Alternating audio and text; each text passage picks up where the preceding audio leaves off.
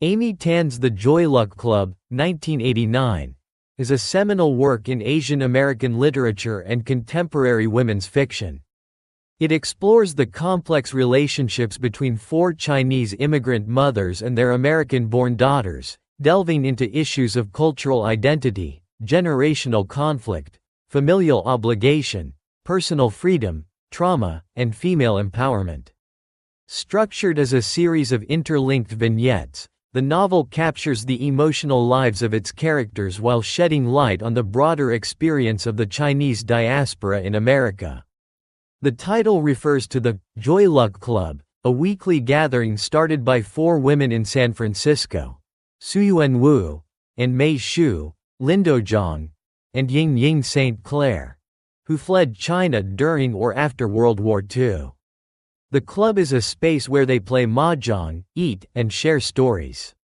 The novel is divided into 4 sections, each containing 4 stories, for a total of 16, organized to reflect the voices of the 4 mothers and their 4 daughters.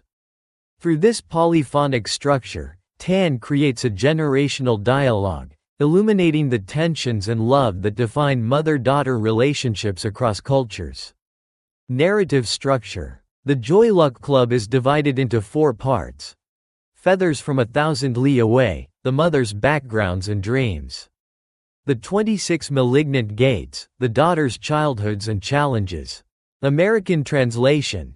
The daughters as young adults navigating identity. Queen Mother of the Western Skies, the mothers reflecting and reconnecting with their daughters. The novel begins and ends with Jing-mei, June, Wu, who takes her deceased mother Suyuan's place at the mahjong table. Through this framing, Tan emphasizes the theme of legacy and continuity, as June takes on the task of fulfilling her mother's wish to reunite with the twin daughters she left behind in China. Summary of key characters and their stories. Suyuan Wu and Jing-mei, June, Wu. Suyuan was the founder of the original Joy Luck Club in China and its American counterpart in San Francisco. Her life was marked by trauma. During the Japanese invasion of China, she was forced to abandon her twin daughters on the road. She eventually remarries in America and has Jing-mei. After Suyuan's death, June struggles with her mother's expectations and legacy. She feels she can never be the daughter my mother wanted. June's story is central to the novel's arc. By traveling to China to meet her half-sisters, she bridges the generational and cultural gap, finally understanding her mother's life, pain, and love. Key themes: identity, mother-daughter misunderstanding, intergenerational reconciliation, cultural heritage. An-mei Shu and Rose Shu Jordan. An-mei's childhood was shaped by suffering. Her mother, a concubine dishonored by her family, committed suicide in an act of self-sacrifice to secure her daughter's future. An-mei was taught to be passive and compliant but learned that strength sometimes comes from speaking out. Rose, her daughter, married a white man, Ted Jordan, who initially admired her passivity but later left her. After the loss of their son in a drowning accident, a loss for which Rose blames herself, she is paralyzed by indecision and self-doubt. An-mei urges Rose to assert herself and reclaim her voice. By the end, Rose refuses to sign divorce papers, symbolizing her newfound strength. Key themes: powerlessness versus voice, cultural assimilation, identity within marriage, maternal legacy. Lindo Zhang and Waverly Zhang. Lindo was married in an arranged union in China as a child bride. Clever and resourceful, she managed to escape the marriage without dishonoring her family. In America, she raises Waverly, a chess prodigy, to be ambitious and proud of her heritage. Waverly, however, resents her mother's competitiveness and criticism. Their relationship is marked by cultural misinterpretations. Lindo sees pride and pressure as love. Waverly sees it as manipulation. As an adult, Waverly struggles to gain her mother's approval, especially when introducing her white fiancé. The two eventually come to a mutual recognition of their similarities, especially their shared strength and cleverness. Key themes: pride, cultural misunderstanding, maternal competition, identity as an American-born Chinese woman. Ying-ying St. Clair and Lena St. Clair. Ying-ying grew up as a wealthy and willful girl in China, but her life took a tragic turn when she married a charismatic but abusive man and had a stillborn son. Later, she becomes emotionally withdrawn, a ghost of herself. Her daughter Lena grows up with anxiety and emotional instability, partly due to her mother's silence. Lena marries Harold, a controlling man who insists on splitting expenses, creating a relationship devoid of emotional balance. Ying-ying finally tells Lena her story, urging her to reclaim her identity. Lena begins to reconsider her passive acceptance of suffering, setting the stage for change. Key themes: emotional repression, cultural disconnection, reclaiming agency, the power of memory. Major themes and analysis. 1.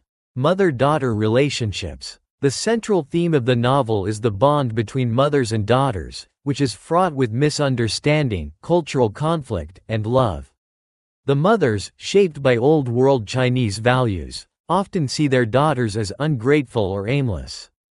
The daughters, raised in America, view their mothers as overbearing or inscrutable.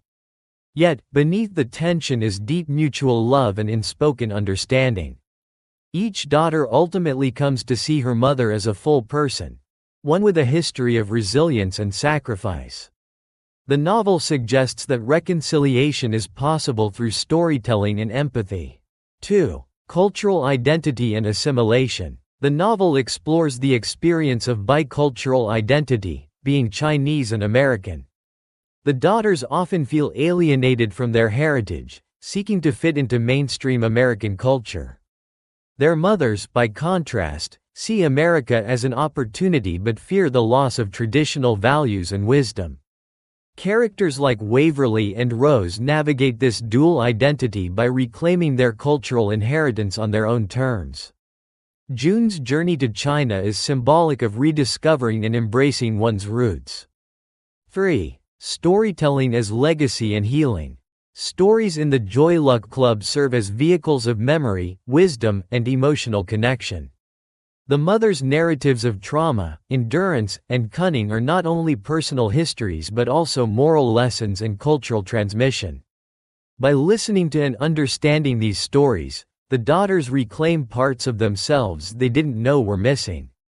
Tan uses the oral tradition to bridge generational gaps, illustrating that storytelling is essential to identity, healing, and continuity. 4. Gender roles and female empowerment.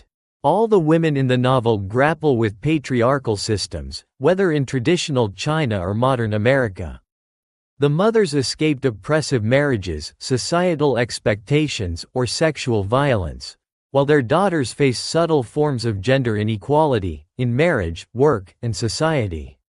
Each woman's arc involves some form of resistance or redefinition. Rose stands up to her husband, Waverly negotiates love on her terms. Lena confronts emotional imbalance, and June learns to value herself. Through these arcs, Tan asserts a powerful message. Empowerment comes through self-awareness, voice, and agency. 5. Silence, voice, and expression. Many of the women in the novel struggle with silence, cultural, emotional, or traumatic. Ying-ying's withdrawal, An-mei's mother's suicide, and Jun's reticence all reflect how silence can be both survival and suppression. By reclaiming their voices, literally, through speech and metaphorically, through action, the characters find freedom and self-definition. The novel is an act of giving voice to those silenced by culture, gender, and history. 6. Fate, superstition, and self-determination. Traditional Chinese beliefs about fate, spirits, and omens recur throughout the novel, reflecting how culture shapes the characters' worldview. The mothers often rely on intuition and superstition. The daughters, schooled in Western rationalism, struggle with these ideas. Yet the novel suggests that fate is not immutable. Lindo manipulates fate to escape her marriage. An-mei's mother uses sacrifice to ensure her daughter's future. The women redefine their destinies, challenging both traditional and modern limitations. Symbolism. The Joy Luck Club. The club itself is a symbol of resilience, female camaraderie, and cultural continuity. Founded in hardship, it offers joy in dark times. For the daughters, it becomes a connection to the past, a way to access the unspoken strength of their mothers. Feathers and swans. In the prologue, a woman brings a swan from China to America, intending to give it to her daughter as a symbol of hope and heritage. The swan is taken by immigration officials, leaving only a feather. This feather represents cultural loss and aspiration, what mothers wish to pass on, and what daughters may never fully grasp. Food. Food functions as a symbol of love, tradition, and identity. Cooking and eating are acts of nurturing and memory. When daughters reject traditional dishes, it signals cultural disconnection. When they embrace them, it marks reconciliation and understanding. The mirror and the ghost. In Ying-ying's story, a mirror shows a reflection of her lost self. The ghost metaphor appears throughout the novel. People who are emotionally or culturally disconnected, living in limbo. Through storytelling, the ghosts are revived, acknowledged, and reintegrated. Narrative style and language. Amy Tan's writing is intimate, lyrical, and evocative. She blends English with Chinese proverbs, metaphors, and storytelling rhythms, creating a hybrid voice that mirrors the cultural hybridity of the characters. The use of first-person narration for each character allows deep psychological insight and emotional nuance. The novel's structure as a patchwork of voices mirrors the fragmented yet interwoven experiences of immigrants and their descendants. Critical reception and legacy. Upon its release, The Joy Luck Club was a commercial and critical success. It spent weeks on the New York Times bestseller list, was a finalist for the National Book Award, and was later adapted into a major Hollywood film in 1993, one of the first with an all-Asian cast. The novel was celebrated for bringing Asian American stories into the mainstream, but also critiqued by some for perpetuating stereotypes or exoticizing Chinese culture.